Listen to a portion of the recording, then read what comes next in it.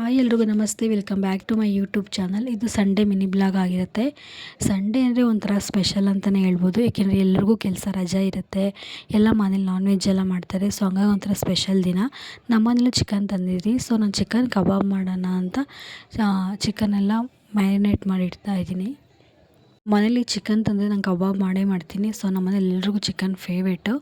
ಸ್ವಲ್ಪ ಚಿಕನ್ ನಾನು ಎತ್ತಿಟ್ಟು ಮಸಾಲೆ ಕಬಾಬ್ ಎಲ್ಲ ಮಸಾಲೆ ಕಲಸಿಟ್ಟಿದ್ದೀನಿ.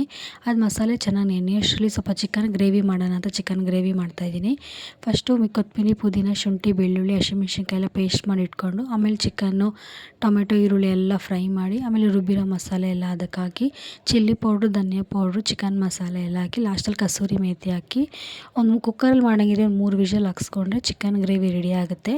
ಬರೀ ಚಿಕನ್ ಗ್ರೇವಿ ಅಂದರೆ ಬರೀ ರೈಸ್ ಮಾಡಿದ್ರೆ ಚೆನ್ನಾಗಿರಲ್ಲ ಅಂತ ನಾನು ಚಪಾತಿ ಮಾಡ್ತಾಯಿದ್ದೀನಿ. ಇದೆಲ್ಲ ಮಾಡೋ ಅಷ್ಟರಲ್ಲಿ ಕಬಾಬು ಚೆನ್ನಾಗಿ ಮ್ಯಾರಿನೇಟ್ ಆಯಿತು. ಕಬಾಬು ರೆಡಿ ಆಯಿತು. ಈ ವಿಡಿಯೋ ನಿಮ್ಗೆ ಇಷ್ಟ ಆದರೆ ಲೈಕ್ ಮಾಡಿ, ಶೇರ್ ಮಾಡಿ,